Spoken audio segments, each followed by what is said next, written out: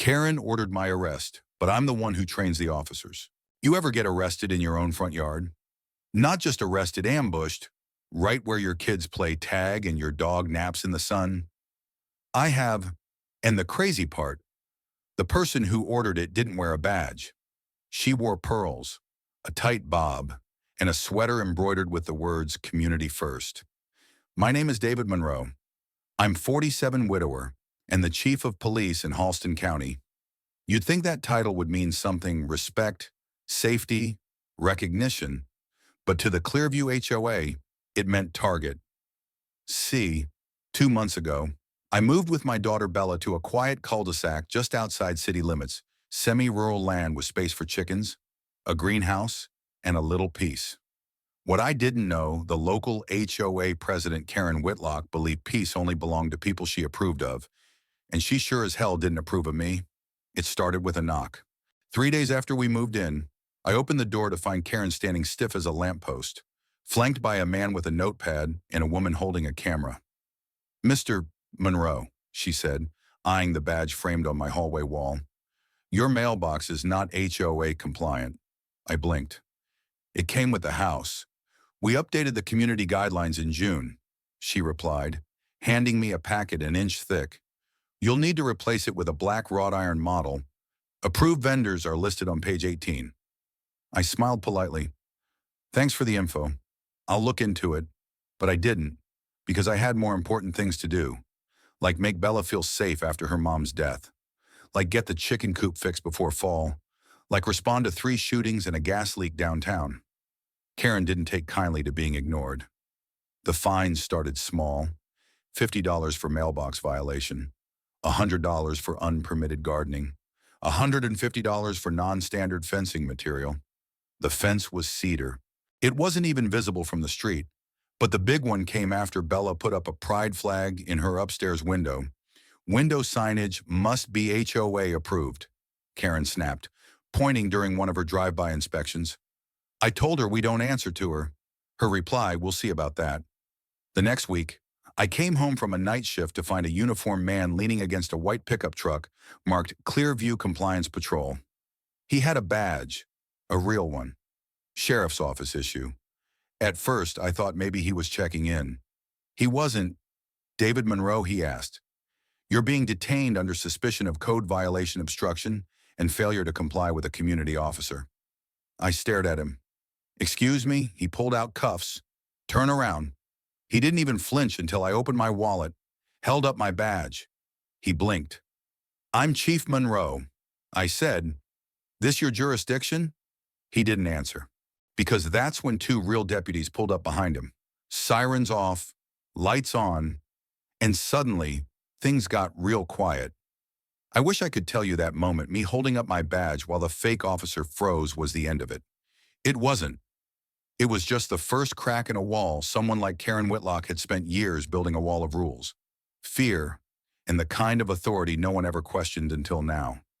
The real deputies stepped out of their cruisers fast. One was Deputy Ross, a rookie I'd personally helped train last year. The other was Sergeant Dana Thomas, a sharp, by-the-book veteran who knew every inch of our jurisdiction. Ross looked rattled. "Dana," though she took one glance at the guy with the fake badge and muttered, "Oh, hell no." She walked up, calm and cold. "Sir, what division did you say you were?" With the man hesitated. "Community enforcement." "Which department?" "I report to Clearview Compliance." "That's not a law enforcement agency," Dana said, arms crossed. "You are currently impersonating an officer while attempting to detain the chief of police. Are you out of your damn mind?" He started stammering about HOA bylaws and expanded jurisdiction. Then Karen pulled up. I saw her SUV before I saw her face those vanity plates, CVHOA1, glinting like a warning sign. She stepped out all smiles, like she was arriving at a garden party. "What seems to be the issue here?" Officers. Dana turned slowly. "Ma'am, your patrolman just attempted to detain the chief of police on his own property." Karen blinked. "Well, chief or not, no one is above the law. The HOA is not the law," I said, stepping forward. This man pointed a weapon at me in my driveway and tried to cuff me over a mailbox. Karen's eyes flicked between us. We were simply enforcing our community guidelines. They were democratically approved. We have full compliance jurisdiction. No, I said, you don't.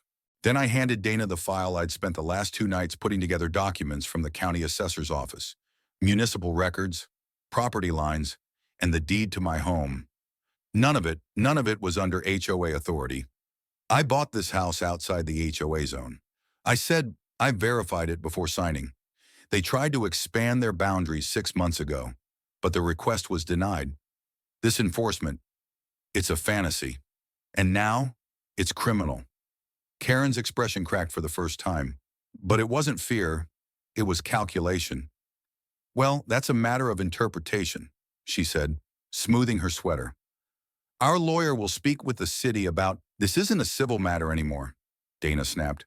It's criminal impersonation and attempted unlawful detention. And I will personally be filing an incident report with the sheriff's office. The man in the fake uniform went pale. He tried to walk away. Ross stopped him. I thought that would be the end of it. Maybe some fines, a public statement, a quiet collapse of power. But I underestimated one thing. Karen wasn't just trying to control me. She was running something bigger. That night, I started digging. I used every resource I had access to as police chief legally. I cross-checked names from the HOA's compliance patrol against local criminal databases. 3 out of the 5 had prior charges, 2 for assault, 1 for impersonating security personnel in another state. But here's where it got worse. Each one of them had been contracted under an LLC, Whitlock Property Services. That was Karen's maiden name. She'd created a private enforcement firm, then outsourced HOA patrols to her own company. She was paying herself HOA dues money through shell entities, marking them as security expenses, and using that cash to staff her own power play. But the scariest part, she'd filed to rezone my entire block under HOA authority 3 weeks ago again. This time she forged 5 neighbor signatures, and the city planner's approval stamp was digitally cut and pasted. A fake. That's when I realized something chilling. Karen didn't want power. She wanted land. She wanted people like me, outsiders, independents, and anyone who didn't look like they'd host a wine tasting on a Tuesday night gone. And she was using HOA laws to do it. Not legally, strategically. She used bureaucracy like a weapon. Harassment cloaked in bylaws, intimidation branded as standards. So I called a friend, not just any friend, Captain Luis Ortiz of the State Attorney General's office. We'd served together in a task force years back. I laid it all out, every doc, every contract, every fake patrol roster. He listened in silence. Then he said 6 words. We're opening a state investigation. Some people rule through fear. Karen ruled through paperwork. After the attempted arrest, I thought the worst was behind me. That once the state got involved, the machine would grind to a halt. But Karen didn't retreat, she doubled down. The state investigation had barely begun when my neighbor, Joe McLean, knocked on my door at 6 a.m., red-eyed and shaking. She sent a lien notice, he said, holding a crumpled document. Claims we owe $800 for improper roof color. Joe was 72, a Vietnam vet. His wife had dementia. He hadn't changed his damn shingles since 1994. This is harassment, I muttered. He nodded. And she's mailing these to the whole row. 14 houses, all outside her boundaries. I drove straight to the county clerk's office, pulled every parcel record tied to the Clearview HOA. Then I compared those to the new enforcement notices that had popped up on community mailboxes like fungus. What I found made my stomach drop.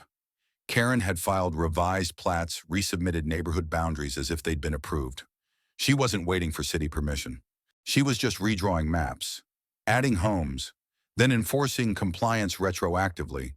She doctored dates, forged signatures, stamped pages with a notary seal from a woman who had died 3 years ago. It was forgery, fraud, extortion wrapped in legalese, and she'd been doing it for months. I got Captain Ortiz on the line again. They're expanding. I told him, this isn't just about my home. It's a coordinated land control scheme. Fake enforcement, fake records, real financial harm. Ortiz was already working behind the scenes. His unit had opened a corruption probe into several HOAs suspected of excessive enforcement in the region. But what I handed him, that was dynamite. Within hours, a multi-agency task force was authorized to begin digging into Karen's web. And, oh, what a web it was. Turns out, Clearview wasn't just an HOA, it was a property funnel. The same shell company Karen used, Whitlock Property Services, was tied to a network of LLCs in Nevada and Wyoming. Those LLCs had been quietly buying up homes from non-compliant residents who were forced out by fines, liens, or threats. Once purchased, the homes were flipped or sold in bulk to out-of-state investors. But here's the kicker: Karen's HOA board. 3 out of 5 members were partners in those LLCs. She was running a closed-loop gentrification scam.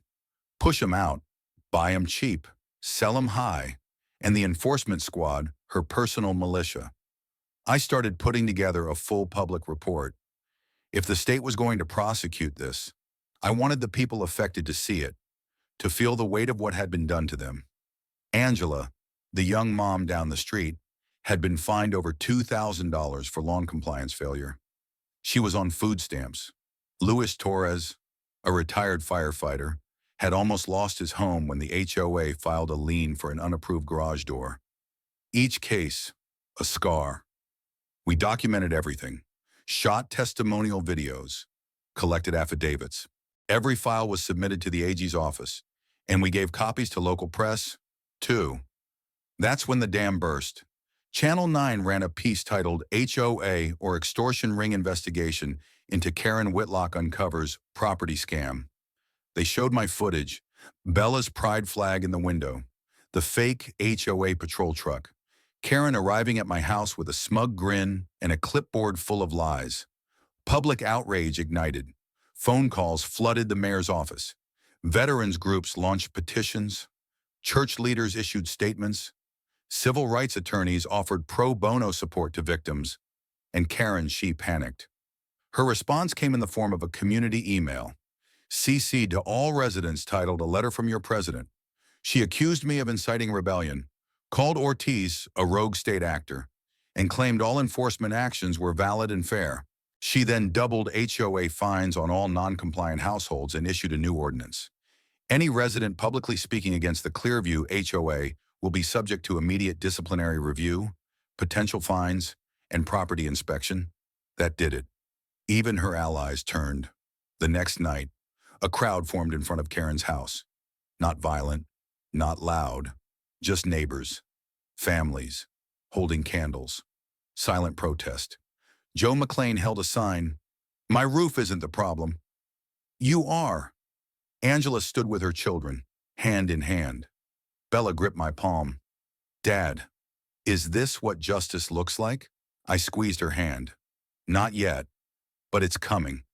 If Karen Whitlock thought she could outlast the truth, she miscalculated badly.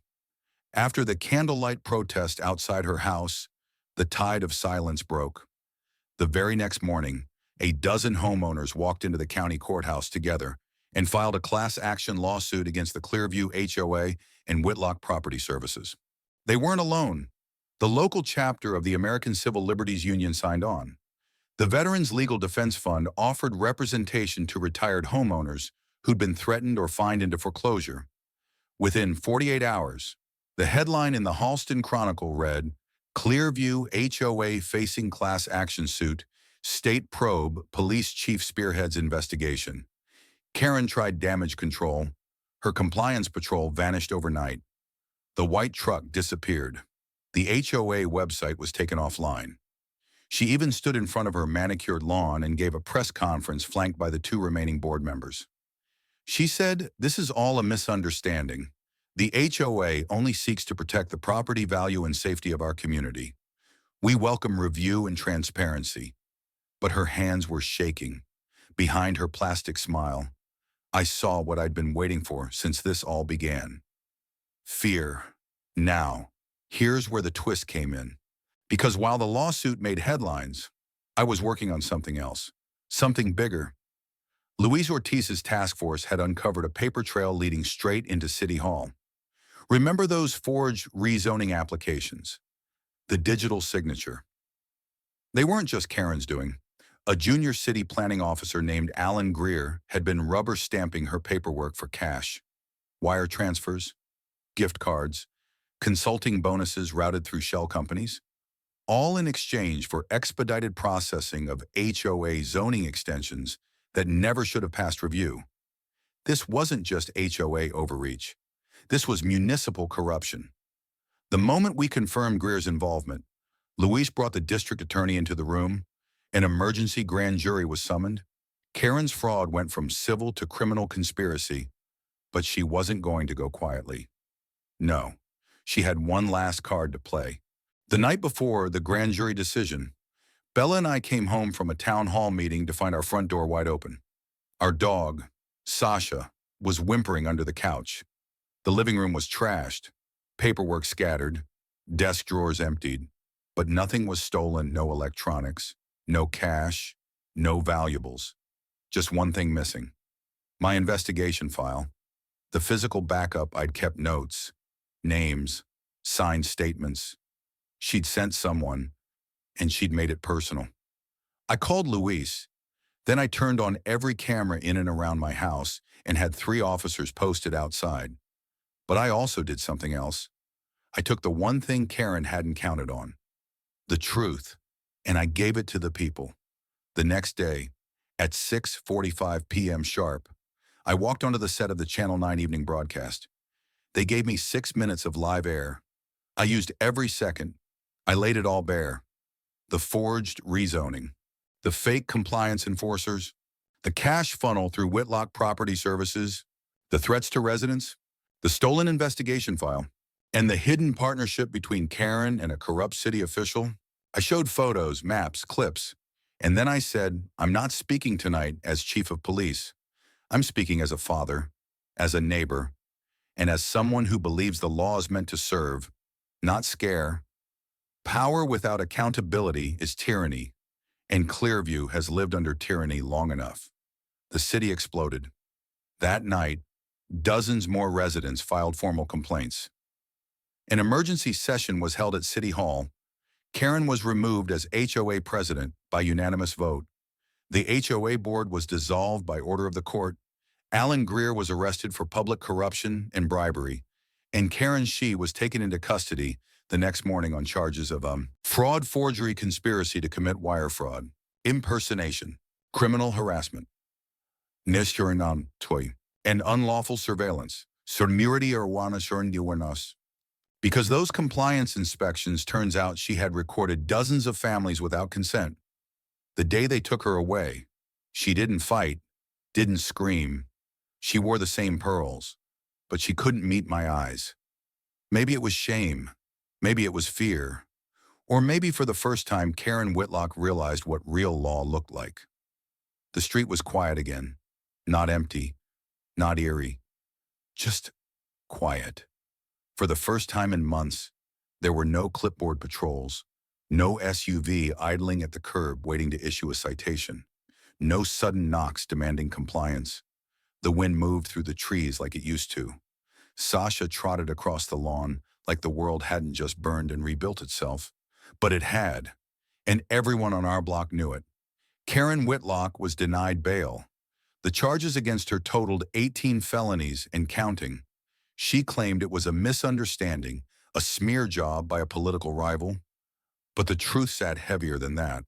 We had her voice on recordings, her name on forged documents, her prints on fake enforcement rosters. And more than anything, we had the victims.